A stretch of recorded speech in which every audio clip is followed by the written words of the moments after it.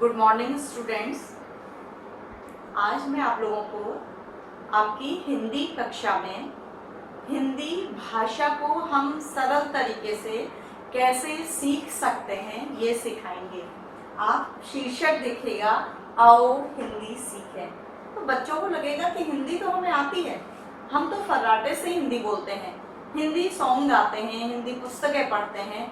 लेकिन बच्चों, जो मेरा अनुभव आज तक का है कि हम हिंदी पढ़ते भी हैं, लिखते भी हैं, परीक्षा भी देते हैं, लेकिन बच्चे मात्राओं को लिखने में बहुत ज़्यादा गलतियां करते हैं और उनके हिंदी भाषा में इस वजह से मार्क्स भी कट जाते हैं। उन्हें याद होता है, वो लिखना चाहते हैं, लेकिन मात्राओं को लिखने में और हिंदी को फ्लो से लिखने में, लगातार लिखने में उन्हें दिक्कत होती है, क्योंकि ज़्यादातर बच्चे आजकल इंग्लिश मीडियम से अपने सारे सब्जेक्ट पढ़ते हैं, तो उन्हें हिंदी शब्दों को लिखने में, कठिन शब्दों को लिखने में, मिले हुए शब्दों को लिखने में, उनकी मात्राओं को लिखने में गलती होती है। इसलिए आज हमारा शीर्षक है आओ हिंदी सीखें। अब दूसरा प्रश्न उठता है बच्चों के मन में कि वो हिंदी क्यों सीखें। मैथ सीख रहे हैं, साइंस सीख रहे हैं, इंग्लिश सीख रहे हैं, तो हिंदी क्यों सीखें।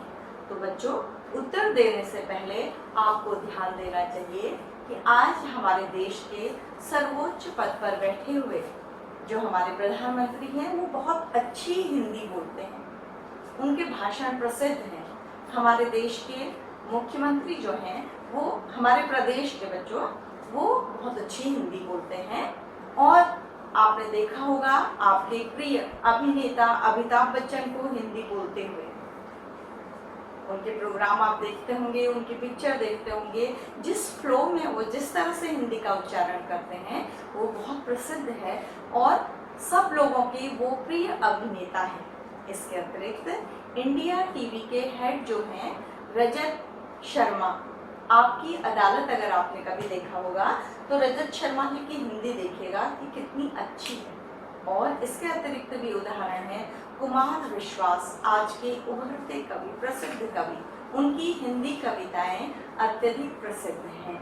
तो इसलिए हमारे बच्चों को भी अच्छी हिंदी सीखनी चाहिए ताकि परीक्षा में अच्छे अंक आ सकें। अपने देश की, हमारे देश की जो राजभाषा है हिंदी, उसे सीखना हमारा कर्तव्य है, हमें सीखना चाहिए। कभी हम विदेशों में भी जाएंगे तो अगर हम अच्छी हिंदी बोलते हैं तो हमें अच्छा लगेगा कि हमें अपने देश की भाषा पूरी तरह से आती है, उसे लिखना, उसे पढ़ना बहुत अच्छी तरह से आता है। और इसके अतिरिक्त बच्चों, आप कभी भविष्य में IAS बनेंगे, PCS बनेंगे, मंत्री बनेंगे, अभिनेता बनेंगे, तो आपको हिंदी भाषा की आवश्यकता भी होगी। और आज हिंदी के क्षेत्र में रोजगार की भी अपार संभावनाएं हैं। तो बच्चों, इतनी बातों के पश्चात मैं आपको बताती हूँ कि हम हिंदी सरलता से मात्राओं को लिखना कैसे सीखें। और मात्राओं को लिखने के साथ साथ मैं आपको बताती जाऊंगी कि हम क्या गलतियाँ करते हैं। कभी कभी हमें लगता है एक मात्रा से क्या फर्क पड़ता है। बच्चे कई बार कहते हैं कि मैम एक ही मात्रा तो इधर उधर हुई है, लेकिन एक मात्रा इधर उधर होने से शब्द का अर्थ बदल जाता है, वाक्य का अर्थ बदल जाता है। तो बच्चों, हमारी जो हिंदी है वो ध्वनि पर आधारित भाषा है, तो उसे सीखना और लिखना सरल है। तो मैं आपको एक एक करके मात्राएं सिखाऊंगी। उससे पहले मैं आपको बताऊंगी कि हमारी जो हिंदी है वो मूलतः वर्ण, उसकी सबसे छोटी यूनिट है और उस वर्ण के दो भाग हैं। ये आपने पहले भी पढ़ा होगा कक्षाओं में, वो है स्वर और व्यंजन। स्वर होते हैं बच्चे अ, आ, छोटी इस तरह से, और व्यंजन होते हैं क, ख, ग। अब आप देखिएगा, ये मैंने हलंत लगा के लिखा है। इसका मतलब होता है कि व्यंजन अपने आप में पूरे नहीं होते हैं, ये जब स्वर लगते हैं तब ये पूरे होते हैं बच्चों। अगर हम इसके साथ क के साथ अ लगा देंगे तो ये पूरा हो जाएगा, इसका हलंत क्या हो जाएगा, हट जाएगा। और ख के साथ अ लग जाएगा तो इसका भी हलन क्या हो जाएगा, हट जाएगा। और इसी तरह से ग के साथ, इसी तरह से सारे व्यंजन यदि हम हलन के साथ लिखते हैं तो ये सूचित करता है कि ये आधा है, पूरा नहीं है। ये कैसे पूरा होता है, स्वरों के लगने से। तो इसी तरह से स्वरों और व्यंजनों के आपसी मेल से, मिलने से शब्दों का निर्माण होता है और उनका अर्थ निकलता है बच्चों। तो यही आज हमें सीखना है कि कैसे स्वर से मात्राएं बनती हैं और व्यंजनों में लगकर वो शब्दों का निर्माण करती हैं। तो हम सीखेंगे कि स्वर कौन कौन से हैं, उनकी मात्राएं कैसी होती हैं और वो व्यंजनों में किस प्रकार से लगकर शब्दों का निर्माण करती हैं और मात्राओं के गलत प्रयोग से किस प्रकार से शब्दों के अर्थ क्या हो जाते हैं, बदल जाते हैं। तो सबसे पहले हम सीखेंगे अ की मात्रा। तो अ की मात्रा बच्चों वर्ण में अलग से दिखाई नहीं देती है, वो मर्ज हो जाती है उससे, ठीक है। तो देखिए अ अगर क में मिलता है तो बन जाता है क। इसमें अ मिला हुआ है इसीलिए हम इसे पूरा लिख सकते हैं। अब अ मात्रा से मिलने वाले शब्द हैं कल, दम, है, पर। इन सब में क्या मिला हुआ है, अ मिला हुआ है। देखिए दोनों क ल हमें सुनाई भी देता है, अ साफ सुनाई देता है। दम, द म, हम थोड़ा धीरे बोलेंगे तो अ सुनाई देगा। और पर, ठीक है। और हमने यहाँ पर लिख लिया नर। अब अगली हम मात्रा लेते हैं। आ की मात्रा इस तरह से दिखाई देती है, अलग से वो दिखती है, एक डंडी होती है उसमें, और उसको अगर हम क में मिलाते हैं तो बन जाता है का। पहले हमने कहा था क, अ, अब हम क्या कह रहे हैं बच्चों, का, ठीक है। मुंह थोड़ा खुल गया हमारा। आ हमें साफ सुनाई दे रहा है तो आ आते ही किसी भी वर्ण के आगे एक डंडी और लग जाती है और वो का हो जाता है, ठीक है। तो इन्हीं को हम बदलेंगे। देखिए का ना और दा म, पा र और ना रा। देखिए कैसे शब्द बदल गए। कल क्या हो गया, काला, ठीक है। और अगर हम इसे ऐसे भी लिख सकते हैं, देखिए कला, फिर बदल गया क्योंकि हमने अ की मात्रा बदल दी। अब आपको पता लगा एक मात्रा के बदलने से शब्द का अर्थ क्या हो जाता है, बदल जाता है। दम, ताकत, फिर क्या हो गया, दाम, तो उसका प्राइस कितना रुपया देना है। पर, पार, देखिए किस तरह से शब्द बदल जा रहे हैं। नर, और दोनों में आ की मात्रा लगा दी तो क्या हो गया, नारा, स्लोगन, बिल्कुल अर्थ बदल गया है बच्चों। तो इस तरह से हमें ध्यान देना है किस तरह से अ की मात्रा किन शब्दों में लगाते हैं और उनके अर्थ क्या होते हैं, और आ की मात्रा, ऐसे हजारों शब्द हैं जो आ की मात्रा लगने के पश्चात अपना अर्थ क्या कर देते हैं, बदल देते हैं। अब दूसरी मात्रा हम सीखेंगे, छोटी ई की मात्रा। उसे कैसे लगाया जाता है, किसी भी शब्द में शब्द से पहले लगाया जाता है छोटी ई की मात्रा को। और एक चीज और ध्यान रखिएगा कि जब हम छोटे स्वरों को बोलते हैं तो उनको बोलने में कम समय लगता है और जो दीर्घ स्वर होते हैं उन्हें बोलने में क्या लगता है, ज्यादा समय लगता है। अब हम छोटी को कैसे बोलते हैं, ई, और बड़ी को कैसे बोलते हैं, ई, थोड़ा सा ज्यादा समय देते हैं, ठीक है। तो हम इसे लिखेंगे चिता। ये देखिए हमने च में पहले क्या लगा दी, छोटी ई की मात्रा लगा दी।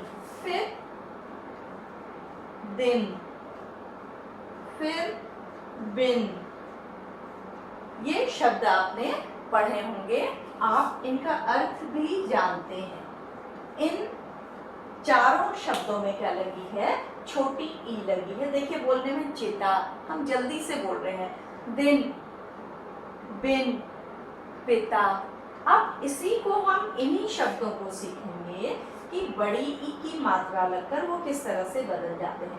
बच्चों, बड़ी ई की मात्रा किसी भी शब्द में उसके बाद लगती है, यानी कि जब हम शब्द लिख लेते हैं उसके बाद लगती है, तो क्या हो जाएगा? चीता, दीन, बीन और पीता। देखिए किस तरह से शब्दों के अर्थ बदल गए हैं और हमने इसमें ज्यादा समय दिया है। चीता, दीन, बीन, पीता। देखिए बच्चे लिखते हैं पिताजी आ रहे हैं, वो पिता आ रहे हैं, या फिर कहेंगे वो पीता आ रहा है। तो कितना अर्थ बदल गया। ये पिताजी हैं, फादर हैं, और ये पीता, टू ड्रिंक। तो इस तरह से छोटी ई में वही शब्द आपको, ये तो एक एग्जाम्पल है बच्चों, ऐसे हजारों शब्द हैं, मैं खाली वो शब्द सिखा रही हूँ जो बड़ी ई और छोटी ई में अपने अर्थ को क्या कर देते हैं? बदल देते हैं। अब हम आएंगे छोटे ऊ की मात्रा में। छोटा ऊ जिसकी मात्रा बच्चों कैसे लगती है? पीछे को भागता है वो। छोटा ऊ शब्द में उसके पैरों में लगता है, नीचे लगता है और पीछे को जाता है बच्चों छोटा ऊ। तो समझ लीजिएगा छोटा ऊ कहाँ को भागता है? पीछे को भागता है। तो इसके शब्द मैं बनाती हूँ। चुरा, बुरा, सुर। इस तरह से देखिए सब में हम क्या लगा रहे हैं? छोटी मात्रा लगा रहे हैं। चुरा, बुरा, सुर। अब हम इन्हीं को बड़ी मात्रा में, बड़े ऊ की मात्रा में सीखेंगे। बड़े ऊ की मात्रा कहाँ लगती है शब्दों में? पैरों में लगती है, और वो कहाँ को भागती है? आगे को। ये ध्यान रखिएगा, ठीक है? तो उसको अच्छी तरह से लगाइएगा। तो अब हमारे ये जो शब्द हो जाएंगे, देखिए कैसे बदल जाएंगे। चूरा, बूरा और सूर। ये कवि है, उनका नाम है। बूरा, चीनी का बूरा, और चूरा कोई भी चीज छोटे छोटे टुकड़ों में की हुई। तो इस तरह से बुरा मीन बुरा, सुर मीन्स आवाज, आलाप, चुरा, चुराना। तो इस तरह से हमें ये मात्राएं लगानी है। अब अगली मात्रा होती है री की, जो किसी भी शब्द में नीचे लगती है और इसका आकार कैसा होता है? सी की तरह होता है। इसको लगाने में अक्सर हमारे बच्चे गलती करते हैं, और इसको जब हम किसी शब्द के साथ लगाते हैं तो र के साथ ई की ध्वनि भी आती है। जैसे बच्चों इसको हम लगाएंगे तो हो जाएगा कृपा, ठीक है? वृक्ष, तृण। ये देखिए, और जब हम इन्हीं मात्राओं को क में लगाएंगे तो यहाँ पर हो जाएगा क में छोटी की मात्रा लग के हो जाएगा, यहाँ बड़ी की हो जाएगा, यहाँ छोटा कू हो जाएगा, यहाँ बड़ा कू हो जाएगा, और इसमें कैसे हो जाएगा? क्री हो जाएगा। तो हम क में लगाना सीख रहे हैं, उसके साथ हम क्या बना रहे हैं? शब्द बना रहे हैं, ठीक है बच्चों? तो ये कृपा, ठीक है? वृक्ष, हमने र भी बोला और उसके साथ क्या मिला दिया? ई भी मिला दिया, ठीक है? तो इसको हम अगर हम वृक्ष को ऐसे लिख देंगे तो ये क्या हो जाएगा बच्चों? गलत हो जाएगा। तो र की ध्वनि के साथ अगर ई की ध्वनि मिलकर आती है तो वो स्वर होता है, वो व्यंजन नहीं होता है, ठीक है? इसके बाद बड़ा री भी होता है, लेकिन उसका प्रयोग हिंदी में नहीं होता है। कहाँ होता है? संस्कृत में, वो भी बहुत कम होता है बच्चों, ठीक है? तो हम सीखेंगे ए की मात्रा, ठीक है? ए की मात्रा के बाद ए की मात्रा कैसी होती है? इसमें एक, मैं बच्चों से कहती हूँ कि एक गुब्बारे की तरह आकृति, एक मात्रा लगती है केवल, ठीक है? और इसके जो शब्द बनते हैं वो होते हैं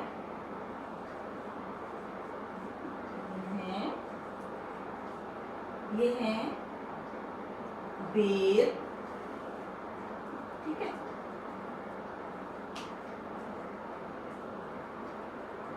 सेब, इस तरह के शब्द बनते हैं। मेल, फेल, फेल हो जाना, आपको पता है ये शब्द। और अगर हम इसको क में मिलाएंगे तो ये क्या बनेगा? के। एक ही ध्वनि आएगी, उसमें साफ साफ सुनाई देगी एक ही ध्वनि।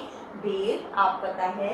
सेब, 1 केजी को पुराना उसके लिए यूनिट है कोई। मेल, पता है ना, मिलाप। फेल, फेल होना, ठीक है। अब है, अगर हम इसको आई में मिलाएं तो हमारा जो मात्रा बनेगी वो कैसे बनती है? दो। इसमें बच्चों बड़ा कंफ्यूजन है बच्चों को। जब इसे मूल रूप में लिखा जाता है ए को, तो इसमें केवल एक मात्रा लगी होती है, दो मात्राएं नहीं होती हैं, केवल एक मात्रा लगती है। लेकिन जब ये किसी शब्द, किसी वर्ण के ऊपर लगता है तो इसकी मात्राएं कितनी हो जाती हैं? 2। लेकिन जब हम इसे लिखते हैं इस तरह से, ऐनक लिखेंगे तो कितनी मात्रा होगी? 1, ठीक है। अब ये किसी वर्ण में जब लगती है तो ये 2 मात्राएं बन जाती हैं। जैसे हम इसे क में लगाएंगे तो कैई, ये मात्रा हो जाएगी इसकी। तो इन्हीं शब्दों को हम बनाते हैं बैर, सैर, मैल, फैल,